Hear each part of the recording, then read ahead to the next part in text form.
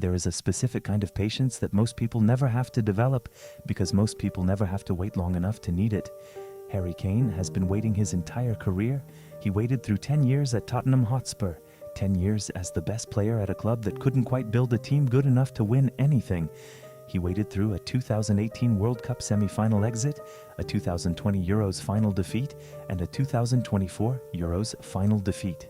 He waited while his records accumulated: England's all-time top scorer, Tottenham's all-time top scorer, 500 career goals, 14 World Cup goals, and every time a journalist asked him about trophies, he gave the same measured, honest, slightly painful answer: not yet. He is 32 years old. Today in Miami, on a Saturday afternoon in July, he walks out for England's World Cup quarterfinal against Erling Haaland's Norway.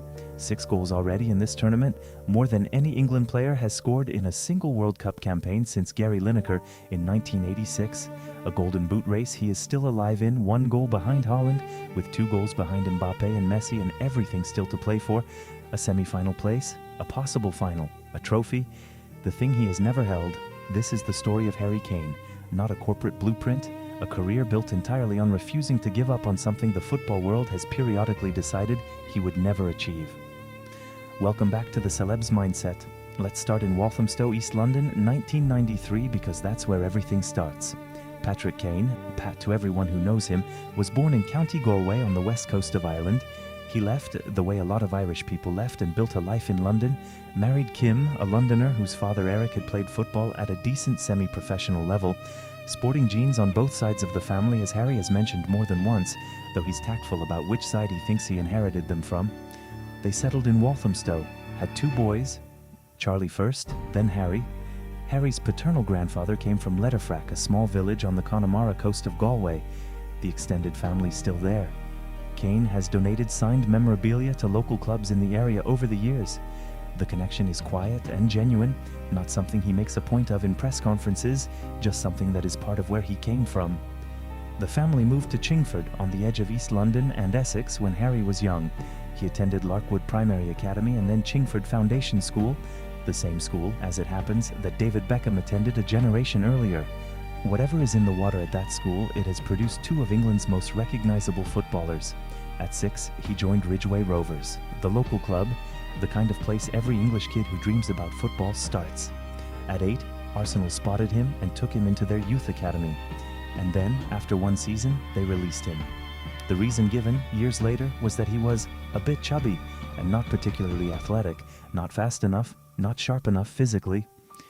He went back to Ridgeway Rovers, had a trial at Watford, and then, at 11, joined the Tottenham Hotspur Youth Academy, the club his family supported, the club he had grown up wanting to play for. He would spend the next 22 years, almost his entire professional life, being defined in some way by Tottenham, first by becoming their greatest ever goal scorer, and then, eventually, by leaving. Let's fast forward through the career in broad strokes because the numbers are staggering and they deserve to be said out loud. 280 goals for Tottenham, their record. 213 Premier League goals, second only to Alan Shearer in the competition's history. 3 Premier League Golden Boots, the highest scoring English player in the history of the Champions League with 54 goals, and not a single major trophy in more than a decade at the club. Think about what that combination feels like, being demonstrably one of the best strikers in the world, scoring at a rate that puts you in conversations with the best players in Premier League history, and going to bed every May when the trophies are handed out, without one. He was asked about it constantly. How do you keep going? How do you stay motivated? His answer always was some version of the same thing. I love scoring goals. I love playing football. The trophies will come.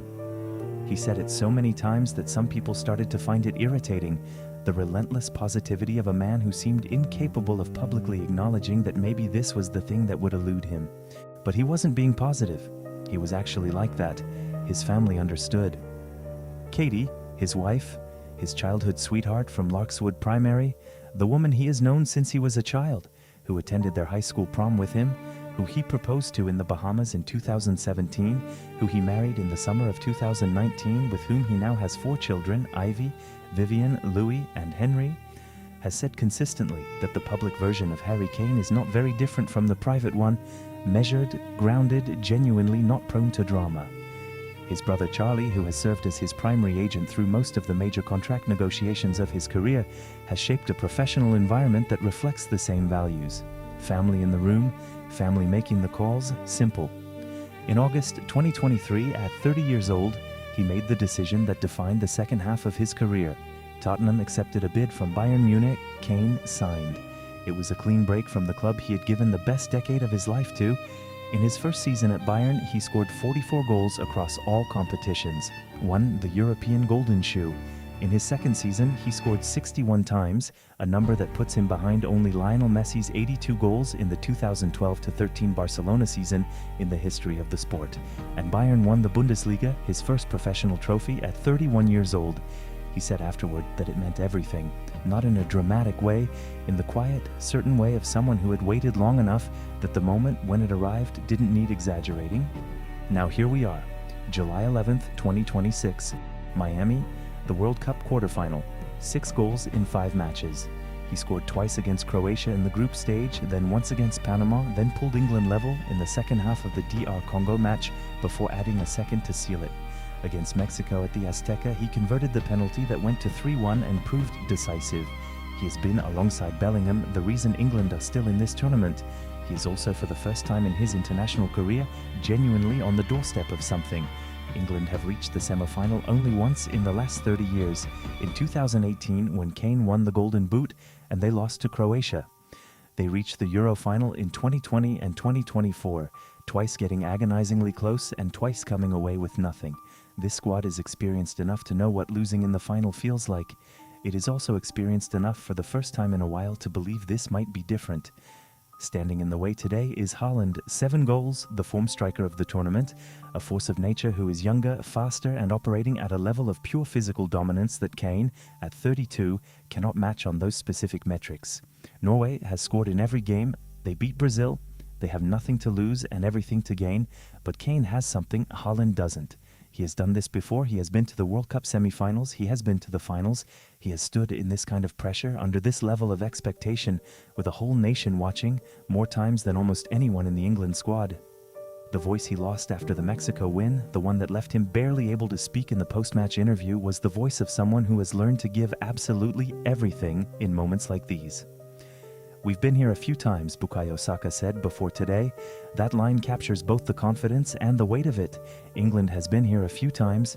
The difference maybe is that this time the squad believes the ending doesn't have to be the same. Kane believes it too. He has spent his entire career believing things would eventually work out, even when the evidence suggested otherwise.